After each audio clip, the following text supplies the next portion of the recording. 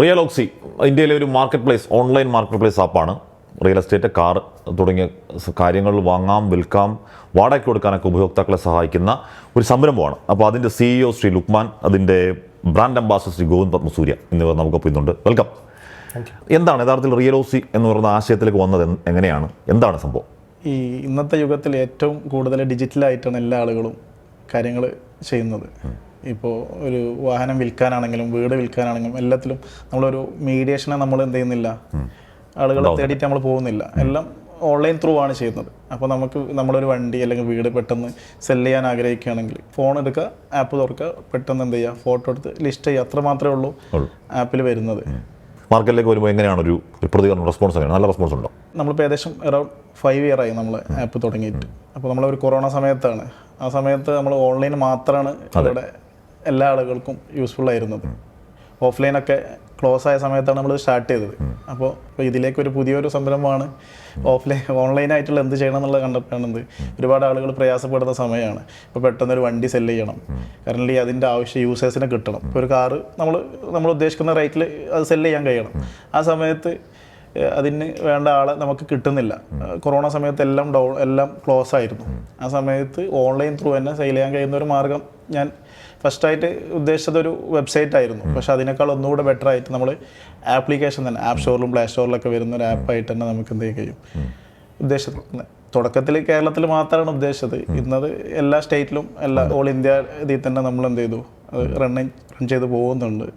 App എന്ന് പറയുമ്പോൾ നമ്മൾ ഫോണിൽ പോകണം, ഡൗൺലോഡ് ചെയ്യണം, തുറന്നു നോക്കണം, സബ്സ്ക്രൈബ് ചെയ്യണം. അപ്പോൾ അതിനകത്ത് ചെറിയൊരു പണിയുണ്ട്. അപ്പോൾ ആ പണി ആൾക്കാർ എടുക്കുന്നുണ്ട്. എത്ര പേർ ഡൗൺലോഡ് ചെയ്തിട്ടുണ്ടാവും ഈ ആപ്പ്? ഇപ്പോൾ അറൗണ്ട് 2 lakh above ഉണ്ട്. 2 ലക്ഷത്തിന് മുകളിൽ ആളുകൾ യൂസ് ചെയ്യുന്നുണ്ട്. കറന്റ് ഡെയിലി നമുക്ക് ഒത്തിരി പേര് എന്ത് ചെയ്യുന്നുണ്ട്, സെല്ലും അതേപോലെ ബൈയൊക്കെ നടന്നുകൊണ്ടേ ഇരിക്കുന്നുണ്ട്. ഇപ്പോൾ 2 ലക്ഷം എന്ന് ചെറിയ കണക്കല്ല, അല്ല. 5 വർഷം കൊണ്ട് 2 ലക്ഷം എന്ന് പറയുന്നതല്ലേ? എങ്ങനെ ഗോവിന്ദ് എങ്ങനെയാണ് ഇതിലോട്ട് വരുന്നത്? എങ്ങനെയാണ് ഇതിൻ്റെ ഒരു ഫേസ് ആവാൻ തീരുമാനിക്കുന്നത്? എന്നെ ലുക്മാൻ അപ്രോച്ച് ചെയ്ത സമയത്ത് എനിക്ക് ആദ്യത്തെ മനസ്സിലായില്ല. കാരണം എന്നെ അപ്രോച്ച് ചെയ്തത് ഇവർക്കൊരു ഐഫോൺ ഗിവ് അവേ ഉണ്ടായിരുന്നു. 100 ഐഫോൺ കൊടുക്കുന്നു. അപ്പോൾ ഇതിൻ്റെ സബ്സ്ക്രൈബ് ചെയ്യുന്നവരിൽ നിന്നും തിരഞ്ഞെടുക്കുന്നവർക്ക് ഐഫോൺ കിട്ടിയേക്കാം, അല്ലാത്തവർക്ക് ഈ സർവീസ് കിട്ടിയേക്കാം. അപ്പോൾ സ്വാഭാവികമായിട്ടും ഇദ്ദേഹം റെഗുലറായിട്ട് വിളിക്കുന്നുണ്ട്. അപ്പോൾ ഞാൻ ഇദ്ദേഹത്തിന് നേരിട്ട് കണ്ടു. അപ്പോൾ ഏകദേശം ഇതേപോലെ തന്നെയായിരുന്നു, ഇത്രയും സഭാകമ്പത്തോടു കൂടിയാണ് സംസാരിക്കുന്നത്.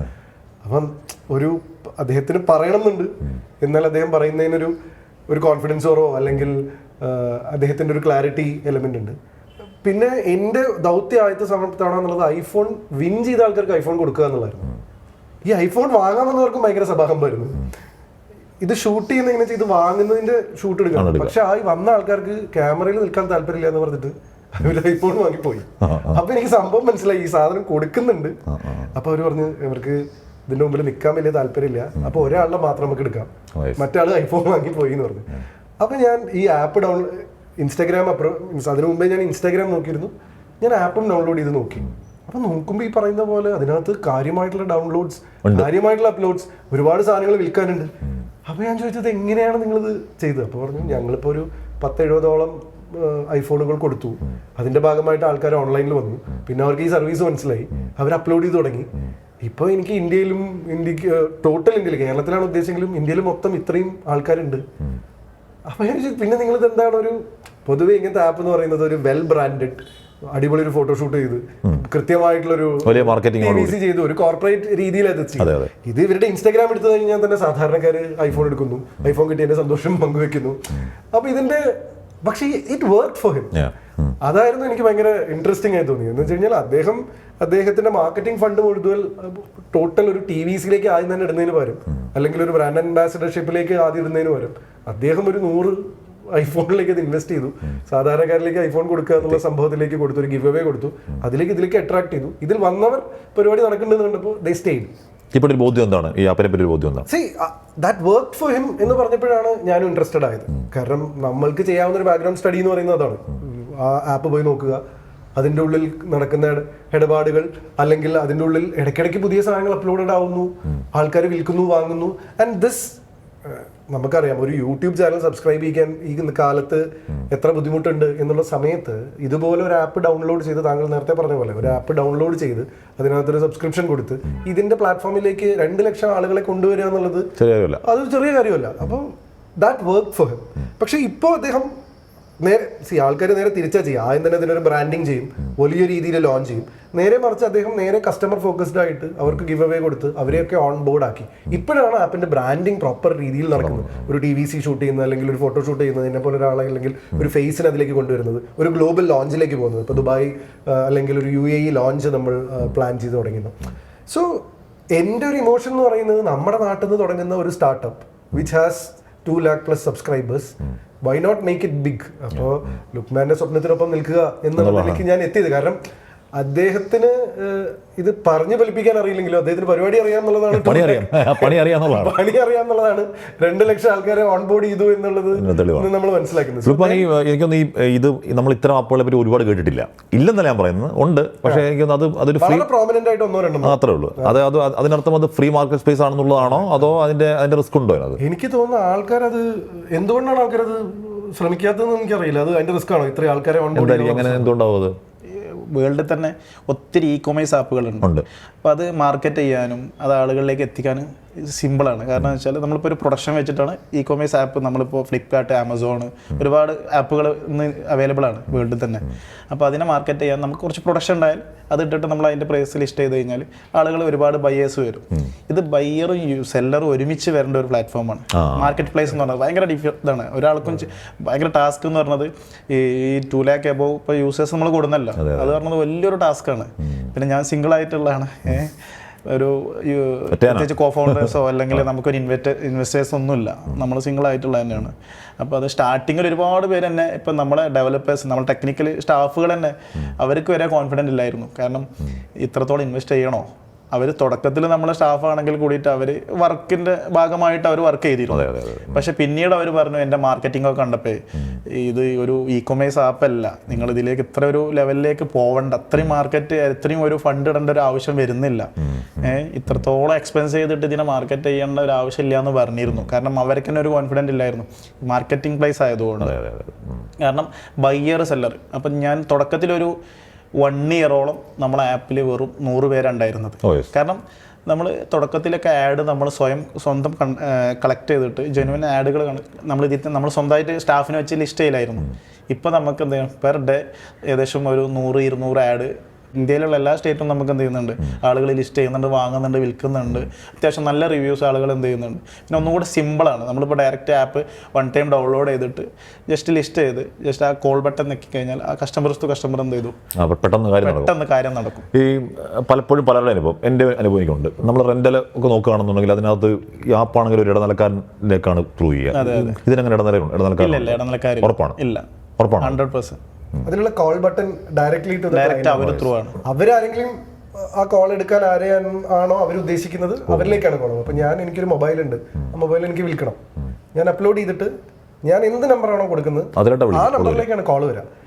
ഇവരുടെ റവന്യൂ എന്ന് പറയുന്നത്, അല്ലെങ്കിൽ റീലോക്സിയുടെ റവന്യൂ എന്ന് പറയുന്നത് ഇതിന്റെ ഈ പ്ലാറ്റ്ഫോം പ്രൊവൈഡ് ചെയ്യുന്നതിന്റെ ഒരു സബ്സ്ക്രിപ്ഷൻ ചാർജ് മാത്രമാണ്. പിന്നെയുള്ള ഇടപാടുകളെല്ലാം അത് എത്ര വലിയ ഇടപാടുകളാണെങ്കിലും നേരിട്ടാണ്, ദാറ്റ് ഇസ് ഡയറക്റ്റ്. ഇപ്പോൾ നമ്മളൊരു 1 CR ഒരു ഫ്ലാറ്റ് സെല് ചെയ്യുകയാണെങ്കിൽ ഇപ്പോൾ അറൗണ്ട് ഒരു 2.5 വെച്ചിട്ട് നമ്മൾ അതിന് കമ്മീഷൻ കൊടുക്കണം. വലിയൊരു എമൗണ്ട് വരും. നമുക്ക് വെറും ഒരു 1 year-ന് വരുന്നത് 79 rupees മാത്രമാണ് ചാർജ് വരുന്നത്. പിന്നെ അവർക്ക് അൺലിമിറ്റഡ് ആയിട്ട് എന്ത് ചെയ്യാൻ പറ്റും, ലിസ്റ്റ് ചെയ്യാൻ പറ്റും. വീടോ വണ്ടിയോ എന്ത് വേണമെങ്കിലും അവർക്ക് സെല് ചെയ്യാനും ഓൾ ഇന്ത്യയിൽ എന്ത് വേണമെങ്കിലും ചെയ്യാൻ പറ്റും. 1 year 79 രൂപയാണ്, വെറും 79 രൂപ. അപ്പോൾ UAE-യിൽ വരാൻ പോകുന്നുണ്ട്. അപ്പോൾ എന്താണ് ഇനി ഭാവി വളർച്ച എങ്ങനെയാണ് പ്ലാൻ ചെയ്യുന്നത് റീലോക്സി? നമ്മൾ ജസ്റ്റ് സ്റ്റാർട്ടിങ്ങിൽ നമ്മൾ കേരളത്തിൽ മാത്രം ചെയ്യാന്നുള്ളതായിരുന്നു. പിന്നെ എൻ്റെ ഒരു ഫീൽഡല്ല ഇത്. പക്ഷെ നമ്മൾ ഓൺ ചെയ്തുകൊണ്ട് പഠിക്കേണ്ടി വന്നു. ഇപ്പോൾ അറൗണ്ട് അത്യാവശ്യം നമുക്കൊരു ഏകദേശം ഒരു 25 ആളുകൾ ഇപ്പോൾ UAE-ക്ക് വേണ്ടിയിട്ട് എന്ത് ചെയ്തിട്ടുണ്ട്, റിക്രൂട്ട് ചെയ്തിട്ടുണ്ട് സ്റ്റാഫുകളെ. അവിടെ ഇവിടെ ആയിട്ട് നമ്മൾ ഇവിടെ നിന്നാണ് ടെക്നിക്കലൊക്കെ നമ്മൾ ഇവിടെ നിന്നാണ് എന്ത് ചെയ്യുന്നത്, UAE-ത്തത് നമ്മൾ ചെയ്യുന്നത്.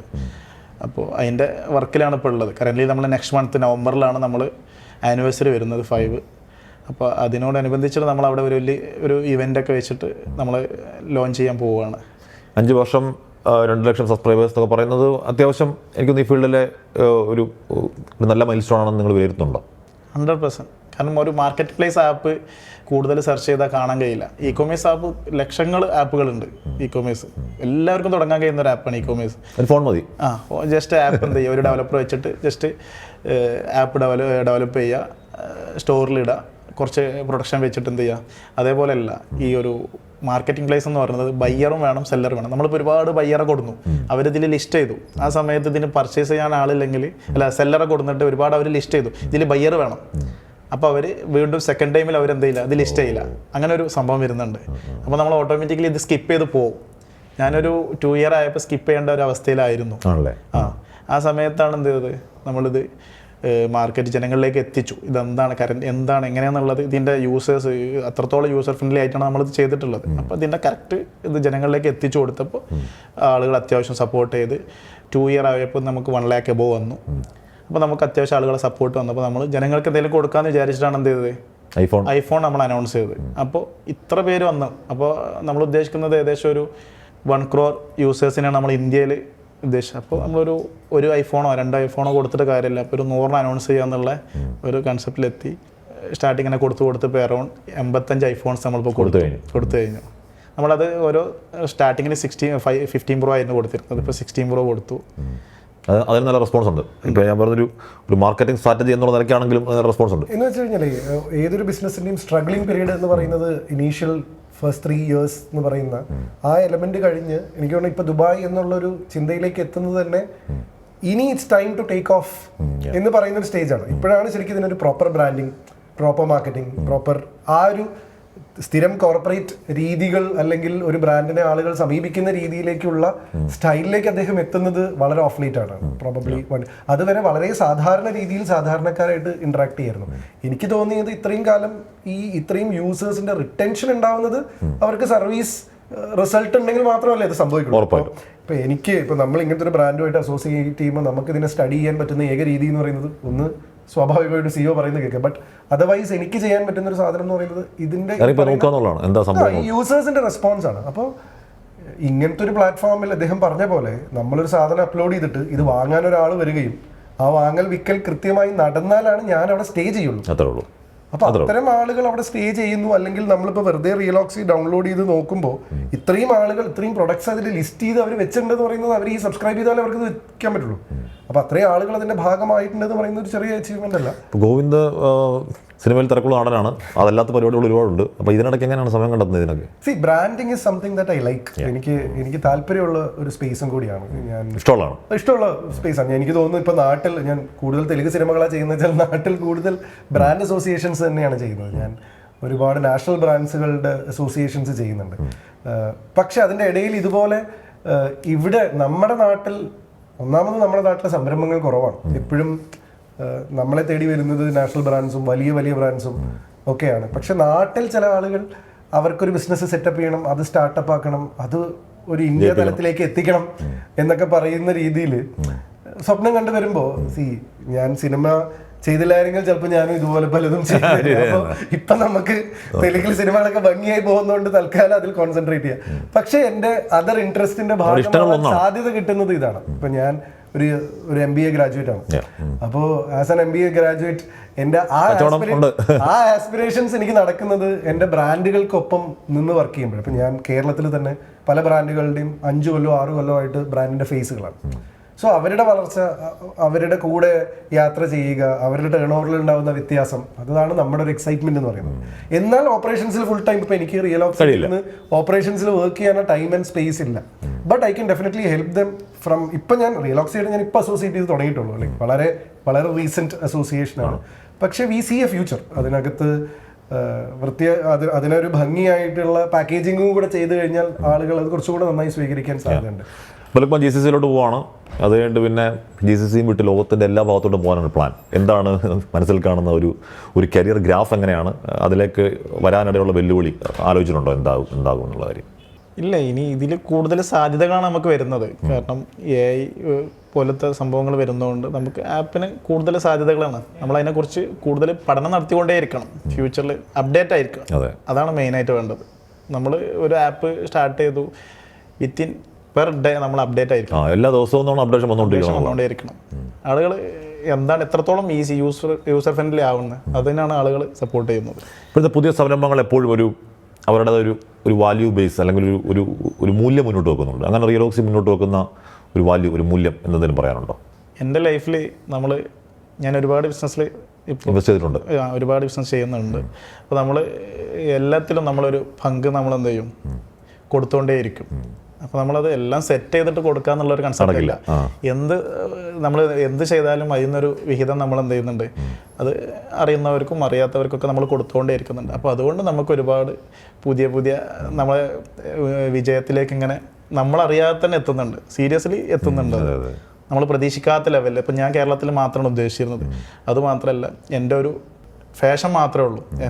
ഞാനിതിൽ ശരിക്കും ഇത്രത്തോളം പഠിച്ചിട്ടൊന്നുമില്ല ഈ ഒരു മേഖല. അപ്പം ഞാൻ പഠിച്ചു വരുന്നേ ഉള്ളൂ. പക്ഷെ ഞാൻ ഫുള്ള് സ്റ്റാഫിനെ വെച്ചിട്ടാണ്. പക്ഷെ നമുക്ക് ഒരു കോൺഫിഡൻറ്റ് വന്നു. ഇപ്പോൾ കോവിഡ് കാലത്ത് എനിക്ക് തോന്നുന്നു കുറേയധികം ഓൺലൈൻ ആപ്പുകൾ വന്നായിരുന്നു എന്ന് പറഞ്ഞാൽ ആ സമയം ഏതാണ്ട് മൊത്തത്തിൽ ജീവിതം സ്റ്റാൻഡ് സ്റ്റില്ലാവുകയും ഓൺലൈനിലേക്കൊക്കെ ഒരുപാട് വരികയൊക്കെ ചെയ്തായിരുന്നു. അപ്പം ആ സമയത്ത് എന്നാൽ തുടങ്ങിയേക്കാം എന്ന് വിചാരിച്ച് തുടങ്ങിയാണോ, അതോ ഒരു പ്ലാൻ, ഒരു ലോങ് ടൈം പ്ലാൻ ഉണ്ടായിരുന്നു? ലോങ് ടൈം പ്ലാൻ ഉണ്ടായിരുന്നു, നല്ല പ്ലാൻ ഉണ്ടായിരുന്നു.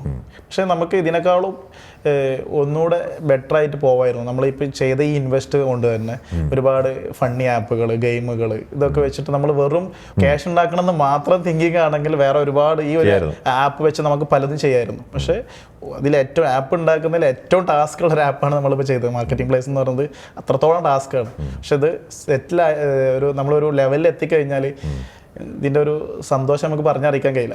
നമ്മൾ ലെവലിൽ ഇത് കൊണ്ടുവന്ന ആ ഒരു 5 ഇയർ നമുക്ക് വന്നതിൻ്റെ ആ ഒരു സംഭവം സ്ട്രഗിൾ ഉണ്ടായിരുന്നു. സ്ട്രഗിളിന് ശേഷം നേരെ നിൽക്കാൻ പറ്റുന്ന അവസ്ഥയിലെത്തി. കാരണം ചില സമയത്ത് ഇത് ക്രാഷ് ആവും.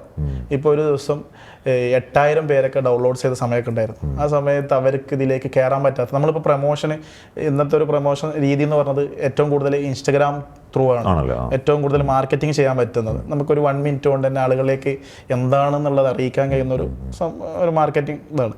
അപ്പോൾ ആ സമയത്ത് ഒരു 1 അവർ തന്നെ നമുക്ക് 8000-10,000 പേരൊക്കെ ഒരുമിച്ച് യൂസേഴ്സൊക്കെ വരും. ആ സമയത്ത് നമുക്ക് ആപ്പ് ക്രാഷ് ആവും, ബഗ് വരും, അങ്ങനത്തെ ഒക്കെ സമയം. അപ്പോൾ നമുക്ക് ആ സമയം അതിന് ഇപ്പം നമ്മൾ പുതിയ അപ്ഡേറ്റുകൾ ചെയ്തു. അപ്പം ഇനി എത്ര ലക്ഷക്കണക്കിന് ആളുകൾ വന്നാലും ക്രാഷ് ആവാത്ത രൂപത്തിലേക്ക് നമ്മൾ അപ്ഡേറ്റ് ആയി. പറഞ്ഞൊരു എലമെന്റ് ഒരു ഭയങ്കര ഹൈ റിസ്ക് എലമെന്റ് കൂടി. കാരണം എന്താ വെച്ചാൽ ഒരു ഐഫോൺ ഗിവ് അവേ പോലത്തെ ഒരു സംഭവമായിട്ട് മുന്നോട്ട് പോകുമ്പോൾ സ്വാഭാവികമായിട്ടും ആൾക്കാരെ അട്രാക്ട് ചെയ്യുന്ന സംഭവമാണ്. ഇവരൊരു മലവെള്ളപ്പാച്ചിൽ പോലെ അങ്ങോട്ട് കയറുമ്പോൾ അവർക്ക് ഇത് ആക്സസ് ചെയ്യാൻ പറ്റാതിരിക്കുമ്പോൾ പല ആൾക്കാർക്കും അത് ഭയങ്കര സങ്കടം ഉണ്ടാക്കുന്ന രീതിയിൽ റെസ്പോണ്ട് ചെയ്തിട്ടുണ്ട്. That is their own social media. എന്ന് വെച്ച് കഴിഞ്ഞാൽ നമ്മളിതിൽ വന്ന് പോയി നോക്കി ആ രീതിയിൽ റെസ്പോൺസുകൾ വന്നിട്ടുണ്ട്. അപ്പോൾ നമ്മൾ ഡിസ്കസ് ചെയ്തതാണ്, നിങ്ങളുടെ സ്വപ്നങ്ങൾ വലുതാണെങ്കിൽ you have to equip yourself that way. കാരണം നിങ്ങളുടെ ഐഡിയ ഗംഭീരമാണ്, ആളുകളിലേക്ക് അട്രാക്ട് ചെയ്ത് ഇത്രയും ആൾക്കാരെ കൊണ്ടുവരുന്നൊക്കെ. അപ്പോൾ നിങ്ങളതിന് അതിലേക്ക് പ്രാപ്തനാവണം, അല്ലെങ്കിൽ ആ ഒരു സ്പേസിലേക്ക്. എനിക്ക് that is what he has been doing last. ഞങ്ങൾ പറഞ്ഞൊരു കാര്യം അതാണ് എന്ന് പറഞ്ഞാലേ, നമ്മൾ ഇപ്പോൾ ആപ്പിൽ കയറി ഒരു ബയർ നോക്കുമ്പോഴത്തേക്ക് അതിന് സെല്ലർ ഉണ്ടാവണം, സെല്ലർ നോക്കുമ്പോൾ അതിന് ബയർ ഉണ്ടാവണം, ഓൾറെഡി ഉണ്ടാവണം അതിനകത്ത്. അപ്പോൾ അവരെ ഉറപ്പിക്കാന്ന് പറയുന്നത് ബയർ ഉണ്ടാവണം, ഈ മാർക്കറ്റിംഗും അതേപോലെ തന്നെ പോകണം. അപ്പോൾ നിങ്ങൾ ഇത് സബ്സ്ക്രൈബ് ചെയ്ത് കഴിഞ്ഞിട്ട് ഈ മാർക്കറ്റിംഗ് തന്ത്രത്തിന്, അല്ലെങ്കിൽ ഈ ഒരു അദ്ദേഹത്തിൻ്റെ ഈ മാർക്കറ്റിംഗ് ഐഡിയ ഇസ് ബ്രില്യൻറ്റ്. പക്ഷേ ഇതിൻ്റെ ഒരു വശം എന്താണെന്ന് പറഞ്ഞു കഴിഞ്ഞാൽ, ഇപ്പോൾ 100 ഐഫോണുകളാണ് ഗിവ് അവേ ചെയ്യുന്നത്. അദ്ദേഹം എക്സ്പെക്ട് നേരത്തെ പറഞ്ഞ പോലെ ഇത്രയും ജനങ്ങളുടെ സബ്സ്ക്രിപ്ഷനെയാണ് ഞാൻ പ്രതീക്ഷിക്കുന്നത്. 1 കോടി മുറക്കുമ്പോൾ ഒരു 20 കോടി ആൾക്കാർ ഇതിൽ വരും എന്നാണ്. അപ്പോൾ ഇതിൽ 1% ആൾക്കാർക്കാണ് ഈ ഐഫോൺ കിട്ടുന്നത്, ബാക്കി ആൾക്കാർക്ക് കിട്ടുന്നില്ല.